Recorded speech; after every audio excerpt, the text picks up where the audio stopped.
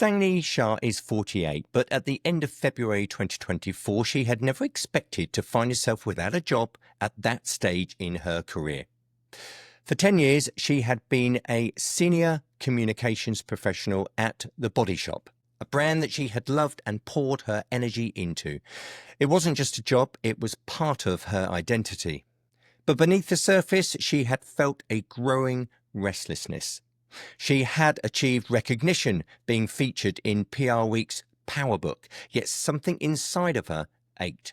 She longed for a stretch, a challenge, and something more. And then the decision was made for her. The company was restructured, and Sanjani was made redundant. Hi, how are we doing?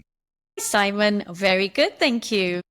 So before we get into some of the detail, how would you sum up your journey that you've been on, the highs and the lows since that February to where you are today? I would say since last February, it's been the best 12 months of my life.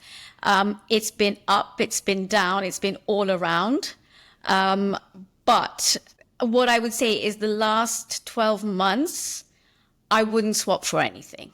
So let's go back to February 2024. What was your immediate reaction when you found yourself being made redundant? Honestly, it was a little bit of a shock because it wasn't being made redundant. The company declared insolvency kind of out of the blue. A lot of us at The Body Shop were completely stunned. We had just been bought over by private equity.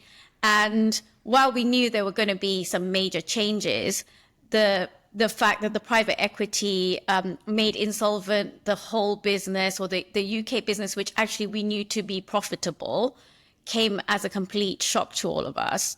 And there were many things I learned about private equity, etc.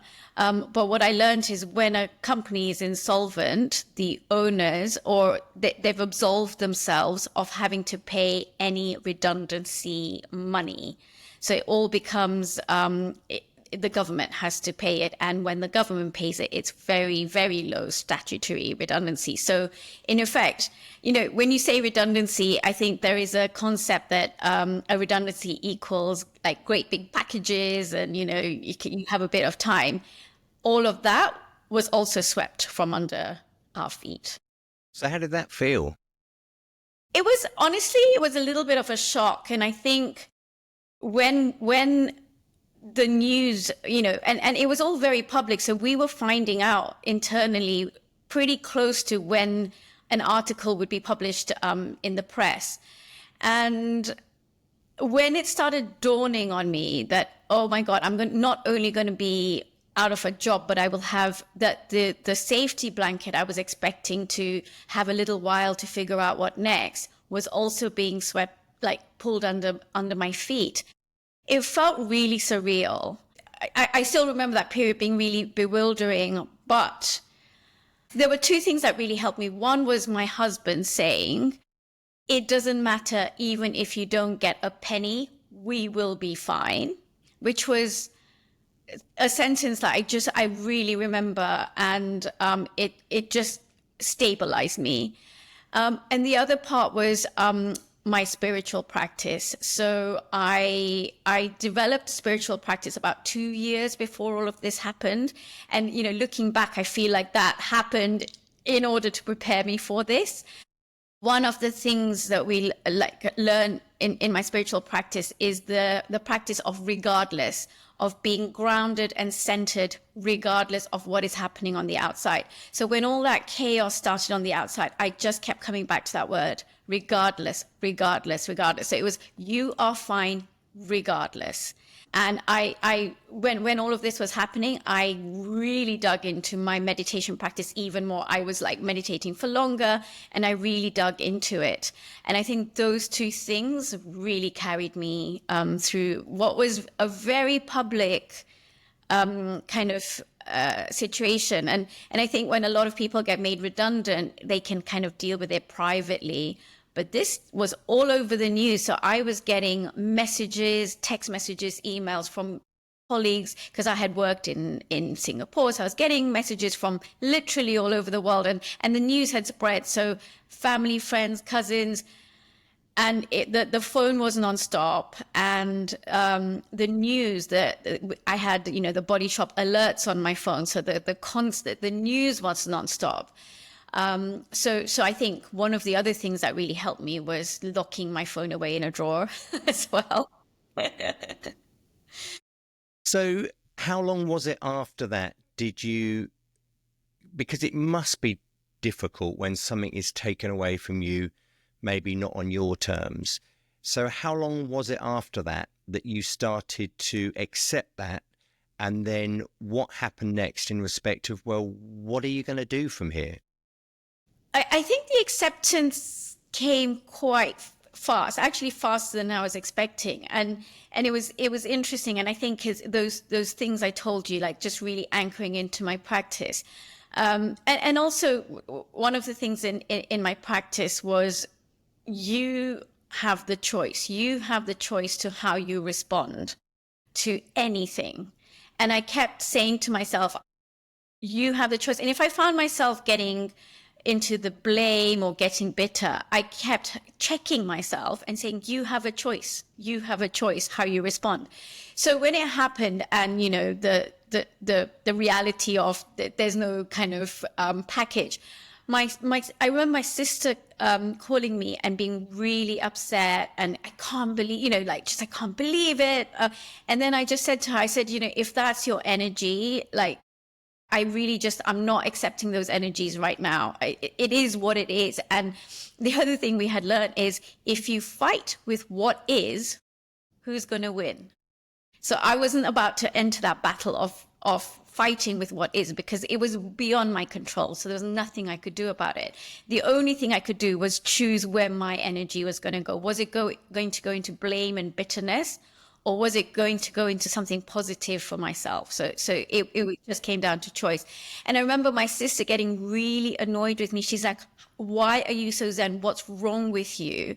And like, why are you responding like that? So she was angry with me for responding like that. And I had to talk her off a cliff. I mean, she was crying and she was shouting, and I was saying, it's okay. It's okay. So how do you think, bearing in mind you say you started that spiritual practice just a couple of years before, how might you have responded to that if you couldn't lean on that practice now?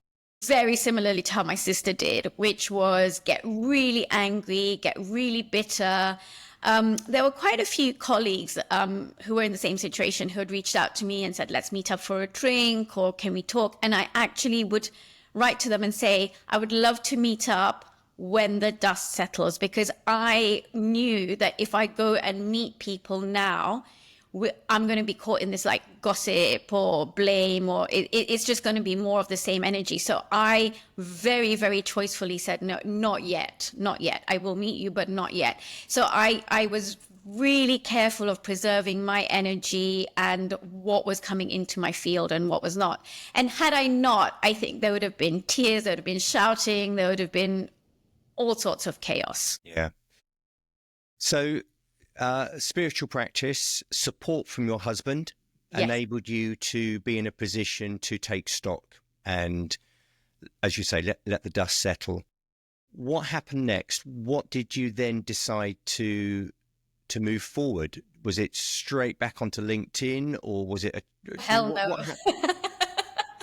No, I think that would have been even more detrimental. So what I did was, I mean, there was a little bit of money, like I said, statutory from the government. So I kind of took stock and did a little bit of accounting and budgeting, and kind of thought, okay, how long can I? So my idea was to spend as long as I could without having to job hunt. Like, I just wanted a break.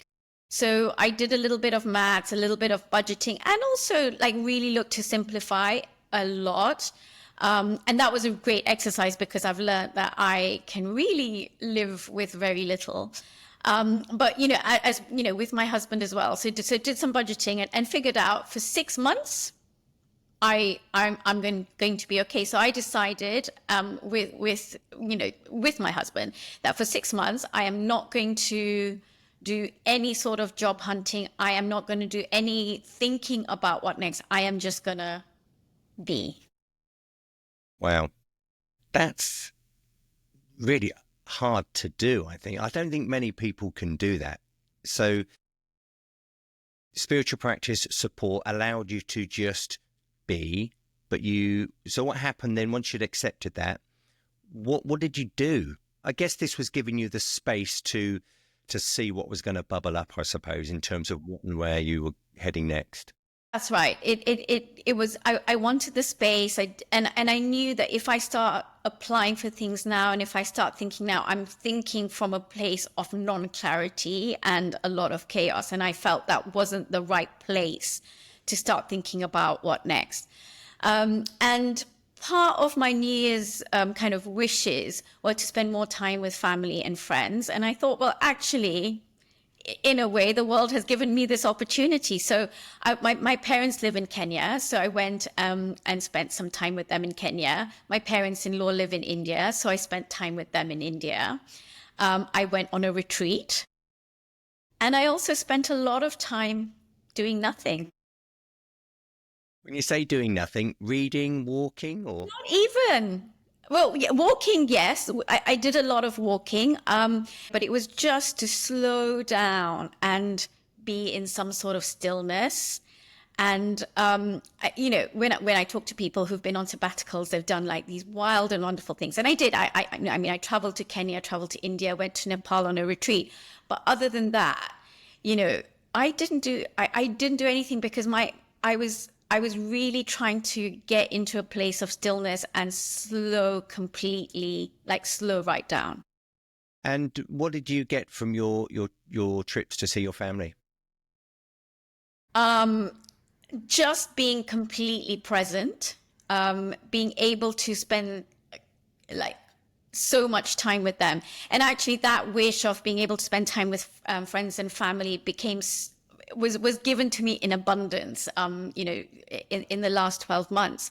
And also, I think one of the things that I learned with this whole thing was, I went to Kenya quite soon after everything happened, and people were like, oh, what happened? And it was also my ability to share what happened without oversharing, but with honesty and truth. And that required a lot of letting go of who I thought I was or who I thought I needed to be for them.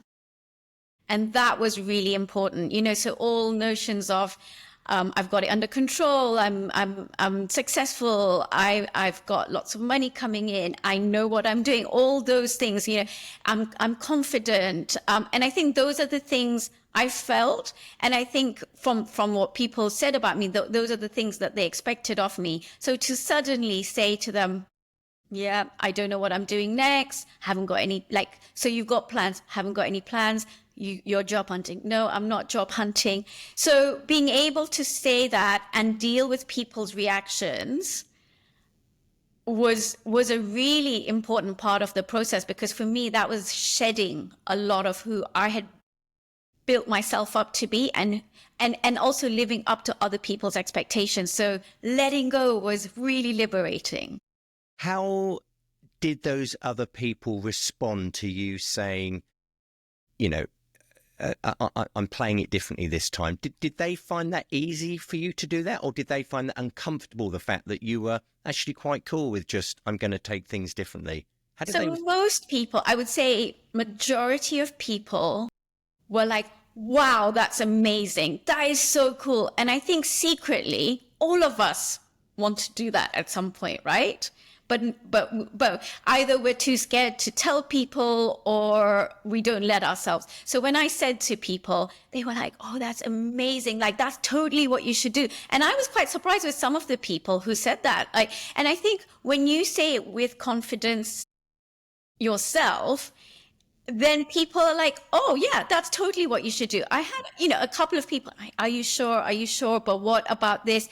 But what I realized was, they were projecting their own fears onto me. So their own fears of what they would fear if they were in my situation.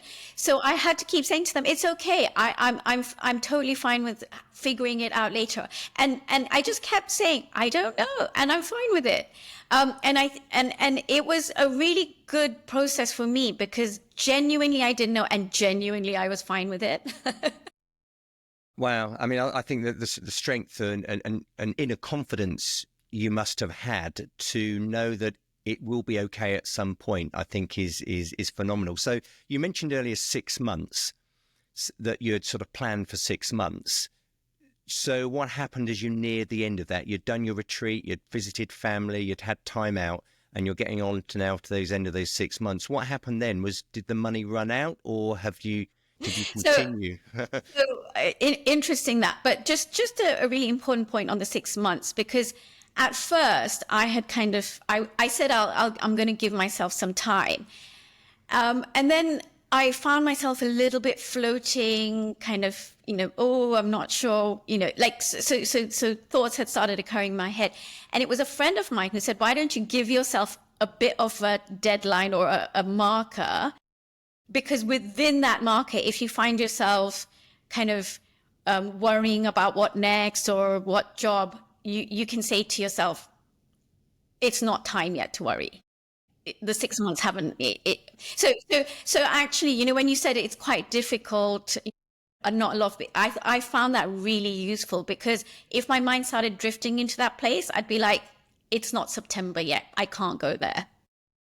So if anyone's in that position, I would say, give yourself a little bit of a marker and then just stick to it, saying, I can't worry about this till then. Yeah, be really disciplined. Yeah, that really helped.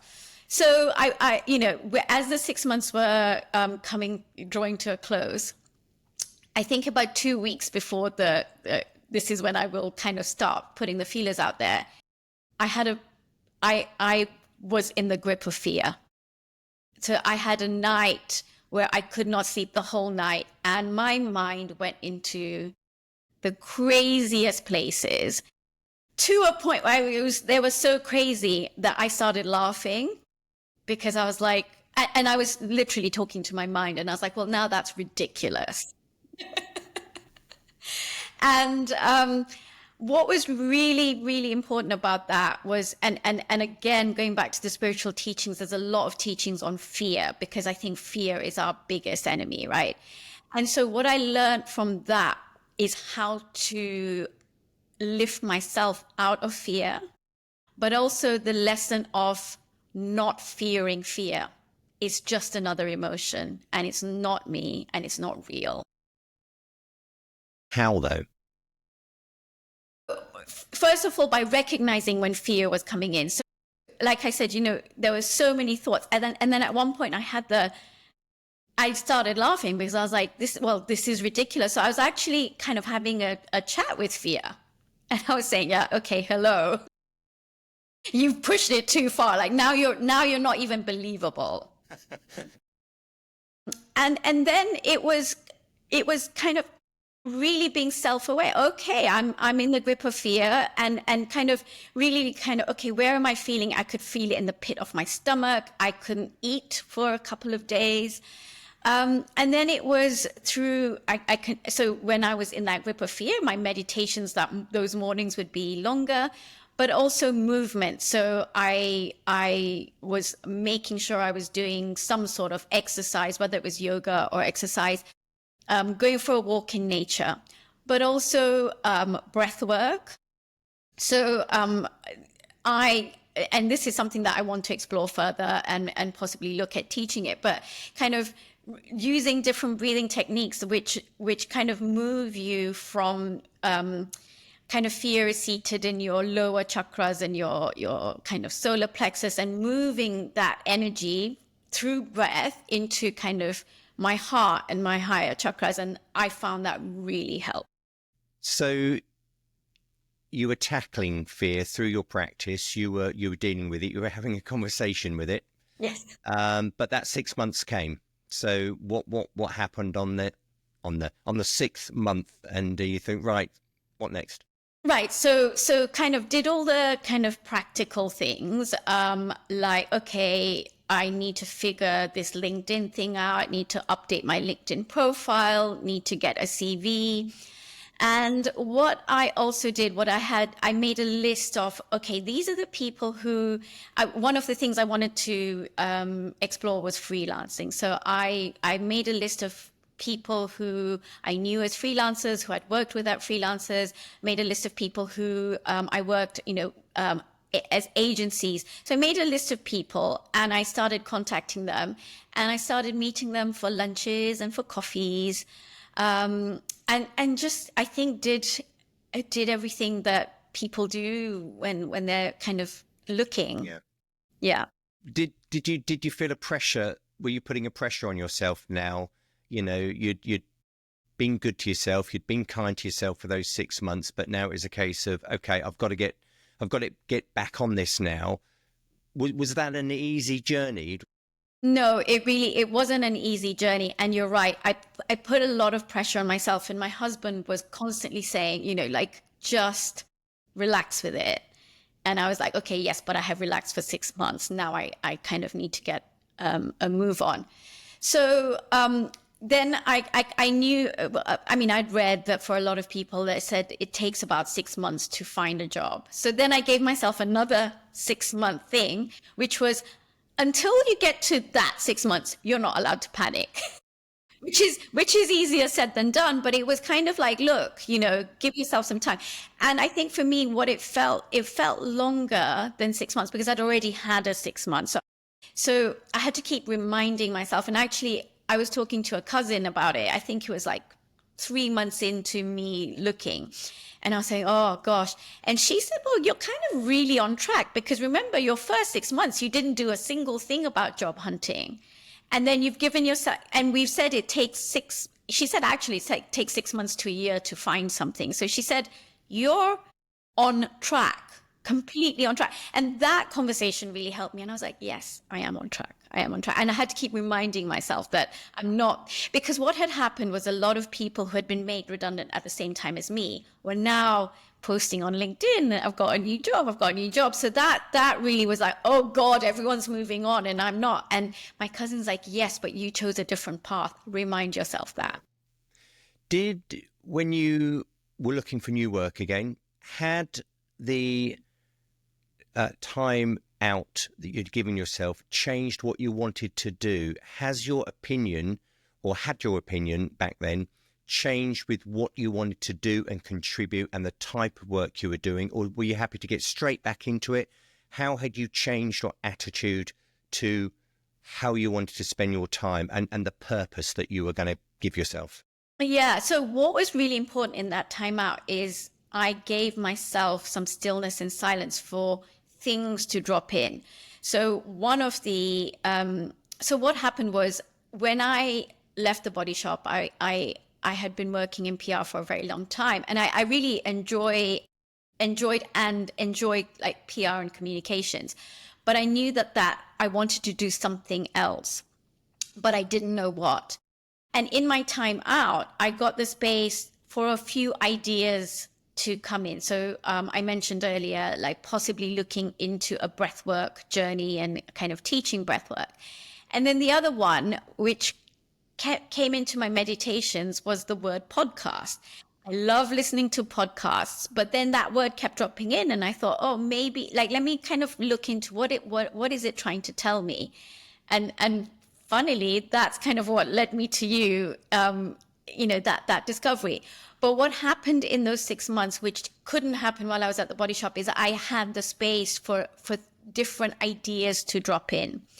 Then what I kind of thought, okay, I've got a couple of things I want to do, but I knew that, okay, with the breath work, I'm going to have to do a few courses. I need to get the expertise. I don't have the expertise. With the podcast, also need to get the expertise. And I realized with both those things, I'm not going to start making money immediately. And there is a pragmatic thing that I need some money.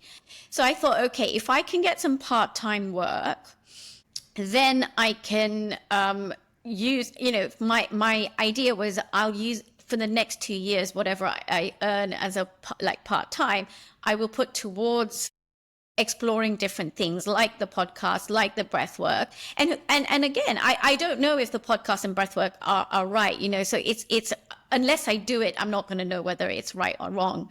But I did realize I needed some funding towards that. So what I kind of decided was it doesn't matter really what I do. I just need some income coming in part-time. And then that will give me the space and time to explore these other things. Yeah. I've got a note here. A particularly tough day, and you were locked in a park. Oh, God. It wasn't a tough day. It was a tough week. Tell me about that. What happened? So it was the first week of January, and between Christmas and New Year, where people say nothing happens, I got invited to two interviews. And I had my first for one of them, I had my first interview between Christmas and New Year, and the other one was scheduled at that time. So both were scheduled for the first week of January. I fell ill, and the first interview I had was on a Tuesday. I called them up and I said, I called up the recruiter. And I said, I'm not feeling too well. And he's like, oh, well, you know, please just push through because they want to make the decision this week. Bad advice. And this was me going against my own kind of advice, because really I should have pushed it. I wasn't in my best form, but I let self-doubt creep in, and that's what happens when you do that. And then I had another interview on the Thursday. So I did both interviews when I wasn't feeling well. In that first interview, it was with three people. I had to do a presentation. I did it while I was ill. I created the slides while I was ill, did the presentation. And someone asked me a question, and I could not understand the question. And I couldn't figure out whether it was because I was ill or because I had spent so much time out of, you know, work. But it was just jargon, corporate jargon, gobbledygook. And I remember when she asked me the question, I had this feeling in the pit of my stomach, and I just thought, I can't do that. Like even if I was to get this job, like, no. But I knew anyway I wasn't going to get the job, because I simply didn't understand the question. And that very evening they said, yeah, they've decided to take the other person through. And then I had to do another presentation for my interview on the Thursday. So picked myself up from this one, still ill, still doing the presentation. So it was on the Friday, did the presentation. It was a half an hour presentation. 5 minutes before my interview, the internet went down. And I knew it had gone down because other people in the building were messaging going, is anyone else's internet down? So a big disaster. Anyway, I joined 15 minutes late. The person who was interviewing me did not look me in the eye. I think she had double screens, and the view I got of her was just the top of her head. Really went really horribly. And then so that whole week, and I knew that wasn't going to pass as well. And I thought, okay, let me shake all this off with a walk in the park.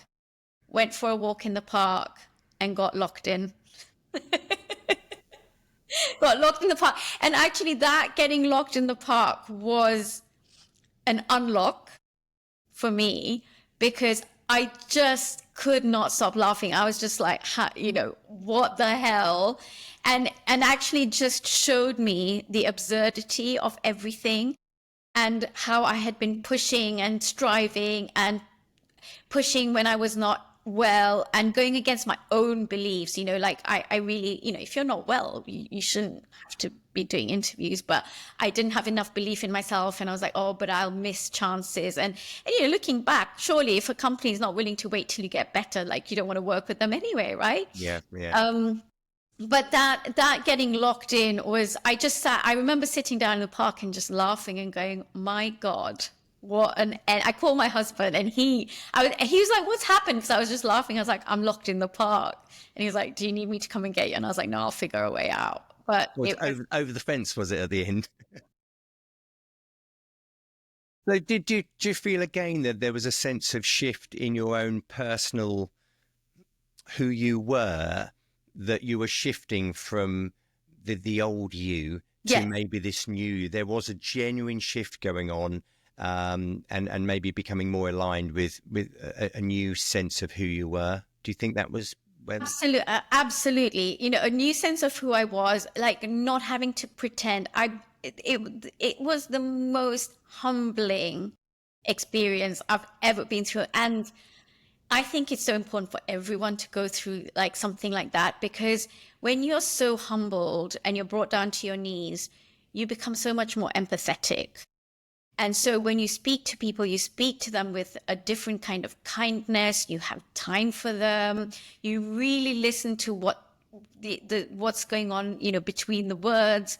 And it also made me share my vulnerability. I was really okay with vulnerability. And you know, my teacher always says that humility and vulnerability are two of the biggest spiritual muscles. And both of them got a huge workout while all this happened. And the other thing I really learned is energy is everything. So when I was doing those 2 interviews, it was from a place of lack. It was from a place of kind of probably desperation, and that came through. And I just remember after that week, I was like, I am done with LinkedIn. I am not going on. Like, I just needed a break. I was like, this is not working. I can't do that. And that being locked in the park was my aha moment. Like, you've got to shift things around here. Yeah. So I decided no more applications, no more looking on LinkedIn. And what I started doing, and kind of as soon as I made that decision, things just started kind of coming my way, in the way that a friend of mine said, oh, I know someone who might be looking for a person, and they would introduce me, and then we would meet for a coffee, or I'd reach out to someone, and like the coffees kind of came flowing in. Now, nothing came out of the coffee. So it was, I'd meet different agencies, or I'd meet different people, and they would say, we would love to work with you, but we don't have anything at the moment.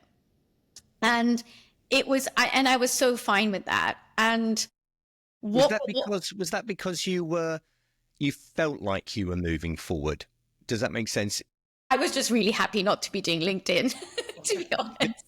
But also just going, like, rather than battling an algorithm, I was going out and meeting people. And, you know, every conversation I had was so fascinating. You know, one was telling me about how he was working on a campaign to bring the Elgin marbles back to Greece. I mean, and that was it's amazing conversation. We're talking about like history and my trip to Athens. And then there was another person I met in an agency who was the BBC Africa correspondent for a while, and I lived in Kenya, so we were talking about Kenya and you know, so the conversations were so stimulating, so uplifting, that even though after the end, like, we don't have anything right now, I was almost skipping home, because I had met completely different people that were not in my sphere at all, having completely different conversations.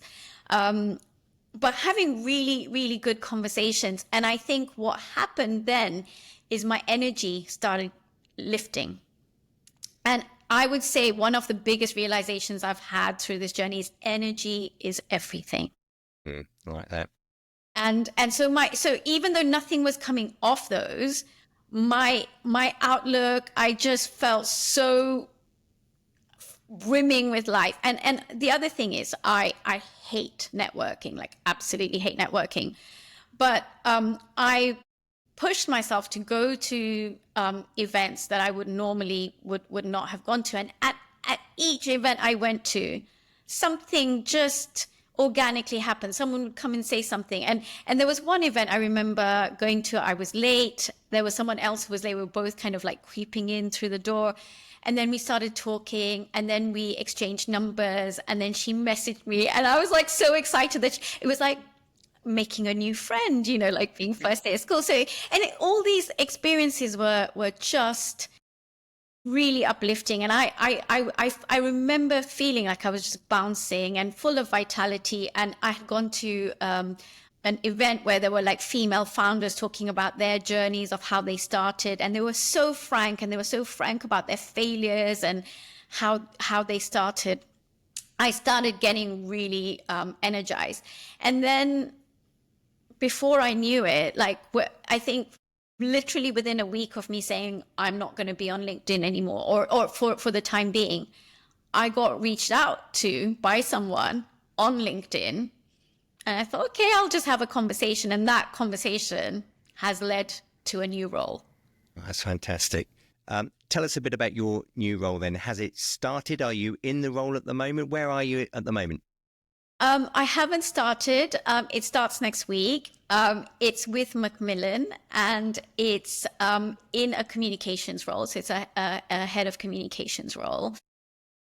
I am so excited about it. So I think, earlier in the podcast, I said, one of my things was, okay, I'll look at something where I can work part-time. So this is a 4-day-a-week role. So I feel like I can still explore those other things. But what's happened is when I said, okay, I just need to earn some money to do other things. Now that what I'm doing in itself feels really exciting and really stimulating.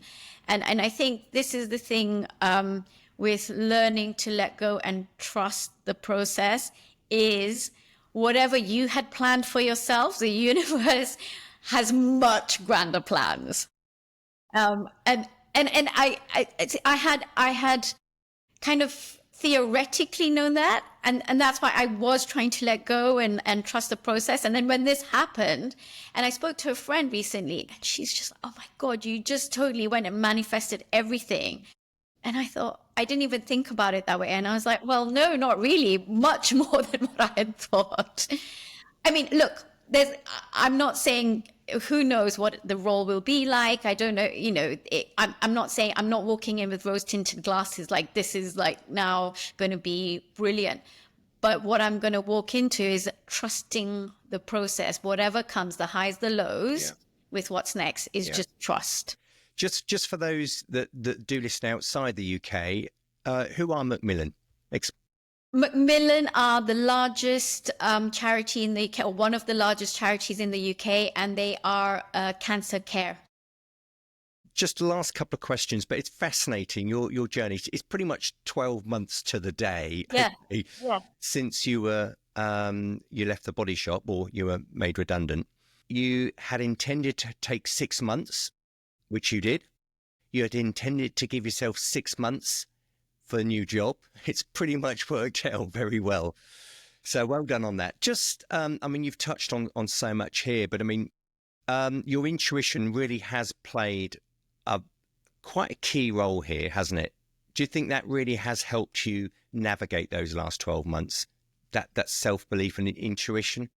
100%. And what I would say is it's the willingness and the endeavor to be still and to slow down. Because when you're still and you slow down, you see things and you hear things and you see the messages and you hear the messages in a way that we don't, because we're so busy rushing around. And so the amount of synchronicities that have happened in the last 12 months have been astounding, absolutely astounding. And I think synchronicities are happening to us all the time, but we never, because we're too busy, we don't see them. And once you start seeing them and you start connecting the dots, that's when you really understand the magic that is happening. And what I realized, I mean, it's a bit of a cliche, but what is happening is not happening to you, it's happening for you. And it's a cliche, but I really, even in those darkest days, I kept reminding myself, this is happening for you. There's always something that you learn. And in my meditation in the morning, I would look back on the whole day's events, the day before, and be thankful for everything, what was bitter and what was sweet. So if things didn't go to plan, or I came across some, like challenging areas, I would still be really thankful for that. Midlife So it's a broad kind of term, and it's very difficult to define exactly what the age band is for that. But we know, and through some of the conversations that I've had, that midlife can be a weird kind of time. We can find ourselves. We maybe have career transitions. Maybe our relationships change. Maybe our children leave home. That there's so much that plays into how we feel in this period of midlife. From your experience, what would you say to those that either feel trapped in their job, or they feel down, or midlife is showing up their wrinkles more than they'd seen before? What would you share with them on your journey that you've been on? I would say that just keep stepping out of your comfort zone. And I think one of the things with me, at the Body Shop, I'd been there for a long time. And when I was not there, I realized how I had kind of stagnated.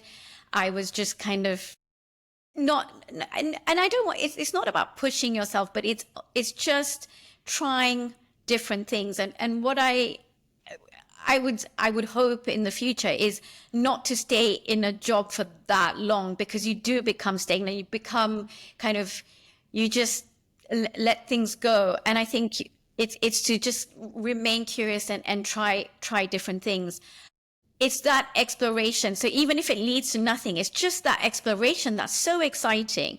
And, we all know how long people live now. So midlife is, honestly, you've got so many years ahead of you. So if you stop, I don't even think about it like that, like midlife. Like I don't even let that occur to me, because I feel like I've got more than half my life still to go. So, I feel there's there's so much reinvention, there's so much space and time for reinvention, and it's really exciting. There's just so many things, I could do. And I love listening to podcasts. So I was like listening to different ones, but I was listening to one where they were saying that like learning something new is more exhilarating than any kind of material accumulation or anything. And I would say that that's really true. So it's just learn something new.